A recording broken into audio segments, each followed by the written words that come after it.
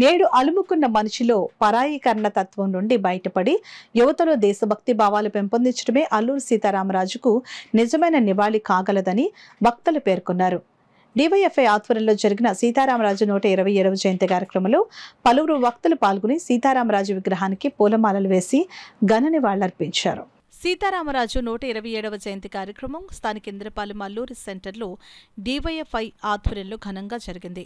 ముందుగా మన ఊరు మన బాధ్యత వ్యవస్థాపకులు M Rammohan, BSR IGL study centre convener CH Kiran Kumar, Praja Natya మండలి నాయకులు జుత్తిక శ్రీనివాసరావు, మాజీ డివైఎఫ్ఐ నాయకులు సిహెచ్ భాస్కర్ అల్లూరి విగ్రహానికి పూలమాలలు వేసి నివాళులర్పించారు. ఈ సందర్భంగా జరిగిన సభకు డివైఎఫ్ఐ నాయకులు సిహెచ్ విజయ్ కుమార్ అధ్యక్షత వహించారు.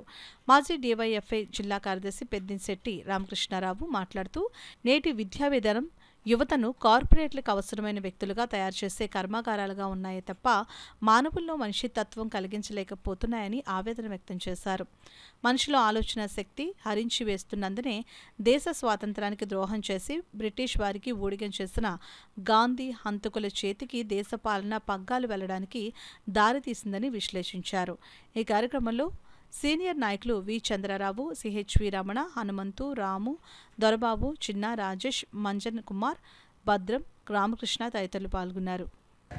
ఈ దేశంలో ఉన్న తెల్లదొరలను తరిమి కొట్టడానికి మన్యవీరులందరినీ కూడా ఏకం చేసి ఈ యొక్క దేశం నుంచి తరిమి కొట్టడంలో కీలక పాత్ర పోషించిన అల్లూరి సీతారామరాజు జీవిత చరిత్ర అందరూ చదవాలని డివైఎఫ్ఐ పిలిపిస్తూ ఉంది.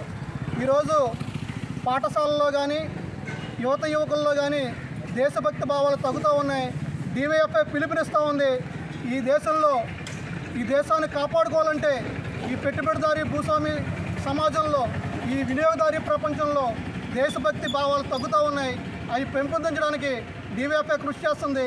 కాబట్టి దేశభక్తి భావాలు కలిగిన యువకుల్లాగా ఈ యువత యువకులు తయారవ్వాలని పిలుపునిస్తూ దేశభక్తి విషయాల మీద స్వతంత్ర పోరాట యోధుల యొక్క పుస్తకాలు చదవాలని పిలుపునిస్తూ ఈ యొక్క అవకాశాన్ని మీ అందరికీ ధన్యవాదాలు తెలియజేస్తా ఉంది.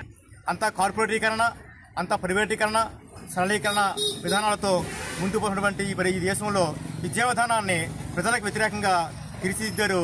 కార్పొరేట్ శక్తులకి ఎవరైతే కావాలో వాళ్ళని తయారు చేసిన ఉత్పత్తి కర్మాగారాలుగా విద్యాలయాలు తయారైపోయి అందుకనే ఈ యాంత్రిక జీవనం పడి యువతరం విద్యార్థులు అందరూ కూడా ఈ త్యాగజీవుల యొక్క ఫలితాలు ఏటో తెలియకుండా ఉన్న పరిస్థితి దాపరించింది.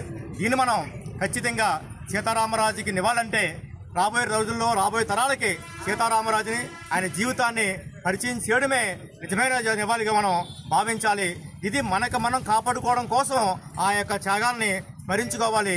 మన బిడ్డల్ని, మన పుత్రుల్ని, మన దేశాన్ని, మన ప్రజల్ని కాపాడుకోవాలంటే ఖచ్చితంగా సీతారామరాజు, భగత్ సింగ్ లాంటి వీరుల యొక్క త్యాగాల్ని స్మరించుకుంటేనే మనం మనుషులుగా మిగలగలం.